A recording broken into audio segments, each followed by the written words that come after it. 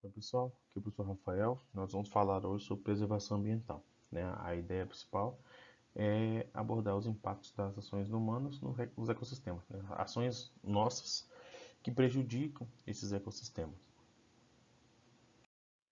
E quais são os impactos das nossas ações, né, no ambiente? Nós geramos impactos no clima, porque, né, a produção excessiva de gases de efeito estufa, entre outras coisas, tem aumentado a temperatura média do planeta, né? Então está ficando cada vez mais quente. Né? Nossas ações também têm modificado os regimes de chuva em diversas regiões, né? Intensificando a chuva em alguns momentos e reduzindo em outros. E essa redução de chuva em ambientes que já eram mais frágeis com relação à umidade também pode desencadear o processo de desertificação, que é um problema bem mais sério que, assim, traz impactos para nós seres humanos e para todos os outros os seres vivos presentes naquela região. Nossos impactos também não se resumem só ao clima, né? No próprio a parte física do ambiente, minha parte sólida e líquida, nós também geramos muitos problemas. Nossas construções modificam muitos ecossistemas, né? Construções para moradia, construções de indústrias, alteram demais o ecossistema, destroem muito, né, ambientes, prejudicam os seres vivos que normalmente morariam ali. O desmatamento, né, que nós realizamos com o objetivo de conseguir a própria madeira ou para abrir espaço, né, em biomas de vegetação maior para usar esse espaço para plantação, para criação de animais, entre outras coisas. E também o nosso consumo cada vez maior dos recursos naturais. E isso, além de retirar do ambiente coisas que ele às vezes não consegue repor, quando são recursos não renováveis, também incide em uma maior produção de lixo. Tudo isso é problema sério para todos nós e por culpa da ação humana mesmo. Aí eu vou começar a falar de alguns pontos, né, que estão intimamente relacionados às ações humanas no ambiente. O primeiro é a desertificação. Desertificação é o surgimento de desertos.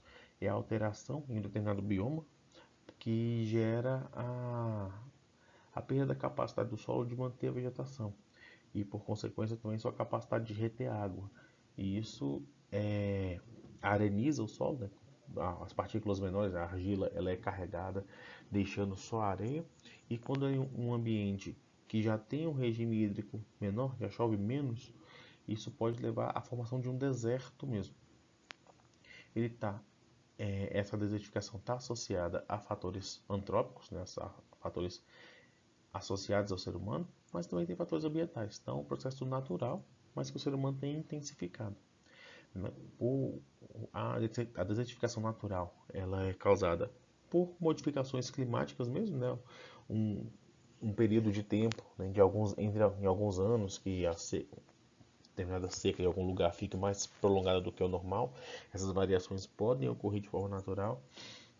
Isso pode levar, né, pode desencadear a desertificação, né, a formação de desertos.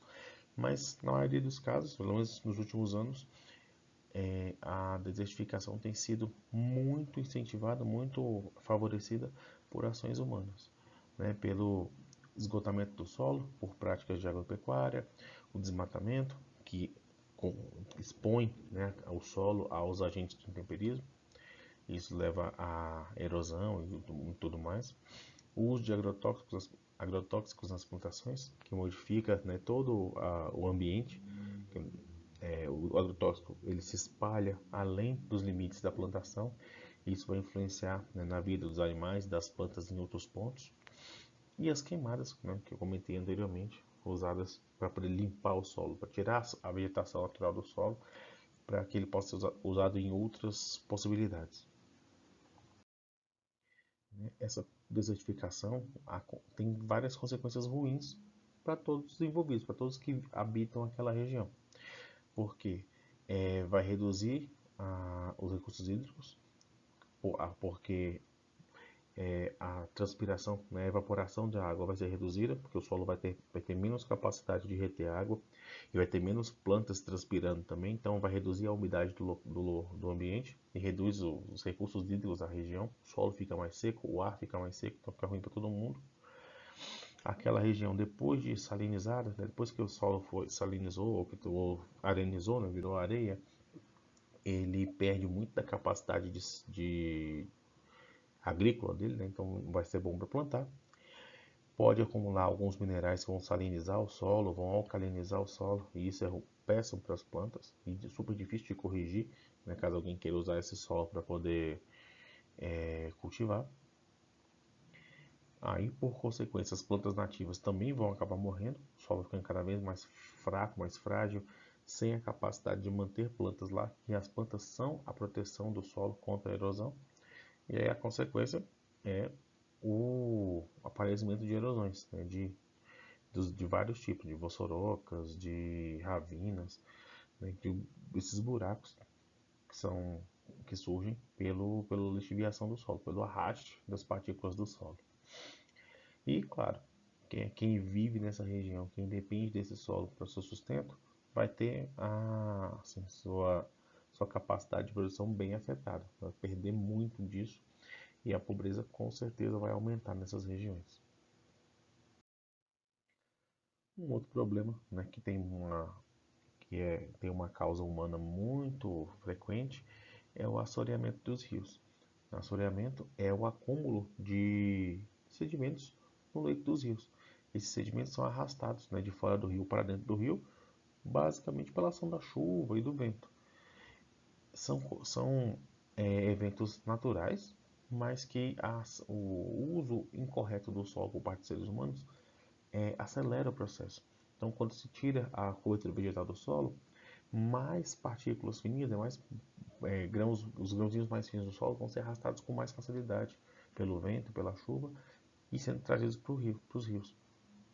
Quando se tira a mata ciliar, que é essa mata que protege as margens do rio, aumenta o processo de erosão do solo na margem do rio. Então mais terra vai cair no leito do rio, fazendo o rio ficar mais largo e mais raso.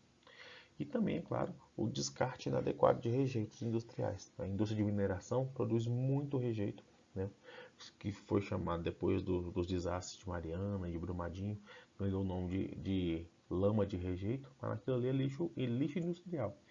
É um monte de produto tóxico que saiu do minério, que não foi aproveitado, misturado com terra, vira aquele horror de coisa que fica estocado, jogado em cima do solo, contaminando o solo. E quando esses rejeitos acabam, assim, as barreiras que são feitas para esse rejeito não escapar, se quebram, se rompem, esses rejeitos chegam até os rios e vão cobrir, né, vão encher o leito do rio com aquele material super tóxico e também vão elevar o fundo do rio, né, deixar o rio mais largo, mais raso, podendo inclusive causar a seca do rio, né? O rio pode secar por conta disso. Então, entre as consequências desses assoreamentos dos rios, você tem a perda da navegabilidade, porque o rio vai ficar mais raso, cheio de bancos de areia, então fica cada vez mais difícil passar com barcos, né? Principalmente barcos maiores. Então você perde a capacidade de usar esse rio como uma rota de transporte de materiais. Você aumenta o risco de enchentes, porque como o rio está mais raso, ele consegue acumular menos água. Então, qualquer chuva que venha a mais do que o normal, a água vai transbordar pelas margens e vai atingir as regiões próximas. Quando a gente pensa em rios que passam por dentro de cidades, isso aumenta o problema, porque essa água do rio vai transbordar e vai alagar, né, regiões de moradia das pessoas. E, né, então, aí quem sofre muito com isso, né, são as pessoas mais pobres que têm que morar em bairros mais próximos dos rios, com condição de vida já pior. Outro problema que nós temos é a quebra de barragem, de ponte, porque essa lama, essa terra que cai no rio, que é arrastada pela água, ela modifica a densidade, né, a força que a água vai ter. A água vai correr de forma mais lenta, mas vai ser mais pesada. E aí o impacto dessa lama nas bases de uma ponte e de uma barragem é diferente do impacto da água. Então pode ser que seja mais forte a ponto de derrubar, de quebrar essas estruturas. Então geram mais problemas, né? Além do próprio assoreamento, outros problemas estão associados. Mas é claro, quem mais sofre com isso são os seres vivos que vivem nos rios. Então os animais, as plantas e os micro-organismos que habitam o rio. é que eles vão sofrer mais, porque esses materiais vêm trazendo vários tipos de substâncias, muitas são tóxicas para eles, então isso modifica todo o regime de vida deles, modifica todo o ecossistema, levando à extinção de várias espécies. O terceiro problema que eu vou abordar, né, nesse vídeo é a produção de lixo. O lixo ele é a consequência da utilização de bens. Nós temos aumentado nosso consumo de diversos tipos de produtos, de materiais, e isso incide no aumento da produção de lixo também.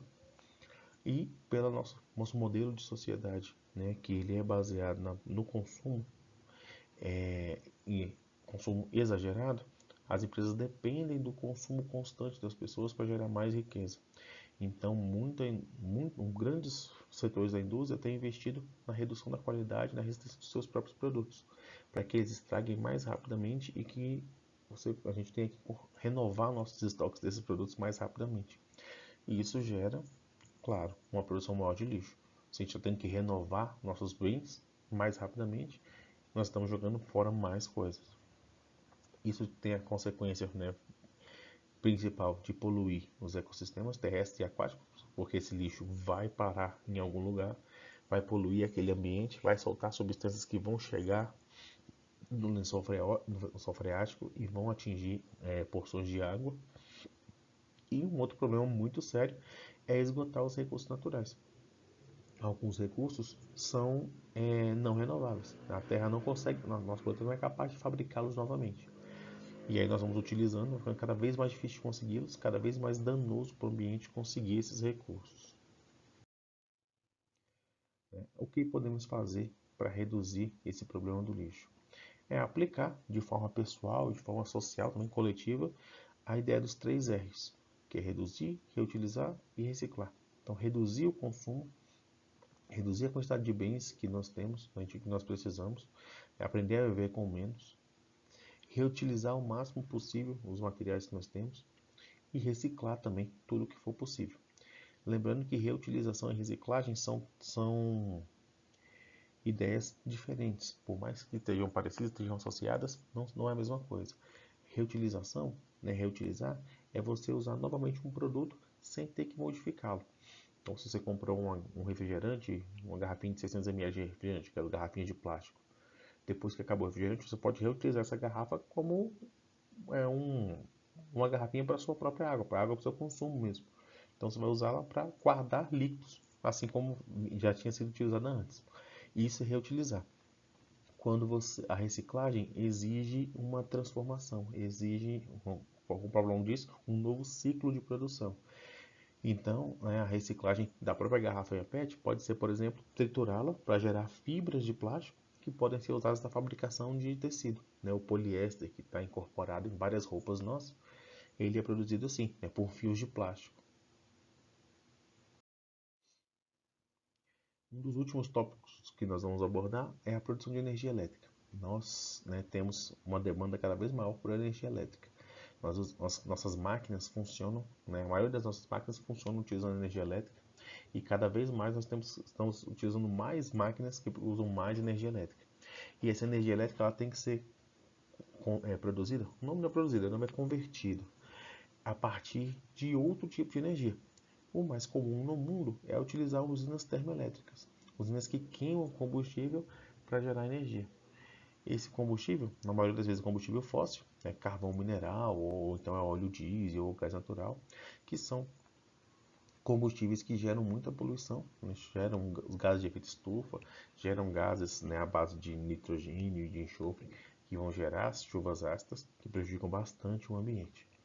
No Brasil, nossa principal fonte de energia elétrica são as usinas hidrelétricas. Elas têm a vantagem em relação às termoelétricas de não gerar efeito estufa, mas elas têm um impacto ambiental muito grande. Localmente, porque para a construção da usina é necessária uma barragem, precisa fazer uma barragem no rio e criar um grande lago para que essa água se acumule nesse lago e passe pela barragem para gerar energia elétrica.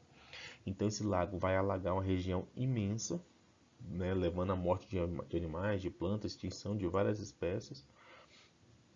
E isso prejudica muito o ambiente localmente, Várias pessoas acabam tendo que ser deslocadas, são retiradas dessa região e são mandadas para um outro lugar para começar uma nova vida. Às vezes a família vive ali há séculos e tem que ser deslocada de lá, tem que ser mandada para um outro lugar, porque aquela região onde ela vivia, onde ela tem essa história, vai virar um lago de represa. E isso é muito complicado para as pessoas e também para os outros seres vivos que estão que vivem naquela região.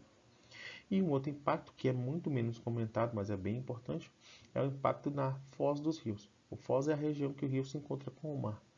E aí o que acontece? Essas represas vão reduzindo, né, o fluxo de água, reduzindo a vazão de água no rio. Então essa água do rio, desses rios, que são represadas às vezes várias vezes ao longo do seu curso, ela vai perdendo a força, vai chegando cada vez mais fraca lá na foz. Isso aumenta a entrada de água salgada nessa região da foz do rio, modificando a salinidade da água de lá e causando, né, a morte de vários animais, de várias plantas, causando a desertificação da região, né, ou a arenização do solo, formação de dunas, como é muito comum no nordeste do Brasil, nós temos dunas em regiões de foz de rio. Muito tem a ver com isso, né, com essa perda de capacidade hídrica do rio por conta dessa água represada. Então é um problema sério.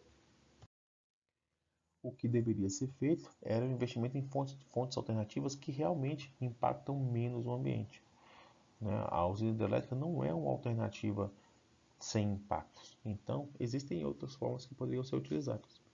O investimento em torres de energia eólica, o investimento na energia solar, nas placas de captação de energia solar, um investimento em tecnologia para desenvolver placas mais eficientes. E uma fonte de energia que seria muito importante no Brasil, mas que é pouco utilizada e comentada, é a energia tidal, ou energia das marés. Utilizar a ideia é parecida com a da torre de energia eólica, só que capturando água, utilizando a energia da maré. A maré movimenta as hélices das torres de captação de energia. Então é uma alternativa, o Brasil tem um litoral imenso, poderia aproveitar isso. Para encerrar, né, o uso de automóveis movidos a combustível. Né? Nós temos muitos veículos motorizados e esses motores são movidos a queima de combustível, que geram gases de efeito estufa, que geram gases tóxicos, caso chuva ácida, gases tóxicos para a nossa saúde, como o monóxido de carbono, principalmente quando os carros ficam ligados, porém parados, então não queima o combustível da forma correta. Isso gera, né, o monóxido de carbono, que é um gás tóxico para a nossa saúde, além de todo o estresse que as pessoas passam por enfrentar esse trânsito e o sedentarismo. Né? A gente perde a capacidade, a proatividade de se deslocar nos movimentando. A gente fica sentado dentro do carro e aproveita que ele nos locomova, gastando menos energia, atrapalhando o funcionamento do nosso próprio corpo. Soluções para esse problema são várias. Né? Nós poderíamos, né, deveríamos investir em transporte público eficiente, porque isso reduz a quantidade de veículos na rua, reduz a quantidade de motores ligados, isso reduz a poluição, reduz o trânsito também, né? Melhora todos esses problemas. Incentivar o uso, né, e a produção de veículos elétricos, mas aqui, né, tem que ressaltar que o veículo elétrico, com o uso da eletricidade, ele pode, sim, vai incutindo um maior gasto de eletricidade. Então, dependendo da fonte de energia elétrica da região, do país e tal, pode ser que isso, ao invés de causar redução no efeito estufa, nos gases tóxicos, vai causar um aumento, se for uma região que usa energia de termoelétricas. Mas a principal, talvez a melhor opção seria o incentivo ao uso de veículos não motorizados, bicicletas, patins, skates, veículos que exigem o nosso movimento para que funcione. Então isso reduz o trânsito, aumenta a qualidade de vida das pessoas. Deveria ser a principal alternativa. É isso, pessoal, né? Essa era a ideia do vídeo. Esse é a gente está encerrando os conteúdos do bimestre. Então a minha sugestão para vocês é que vocês revejam os principais assuntos que nós conversamos ao longo desse bimestre. Revejam e caso tenha alguma dúvida, caso tenha alguma, né, algum tipo de informação que você precise a mais, nos procure naqueles canais que já conhecem, nos tópicos de comentários do Classroom, ou comentando o vídeo, ou pelo Telegram, os mecanismos que vocês já têm, já conhecem bem. Muito obrigado pela atenção de vocês e até o próximo.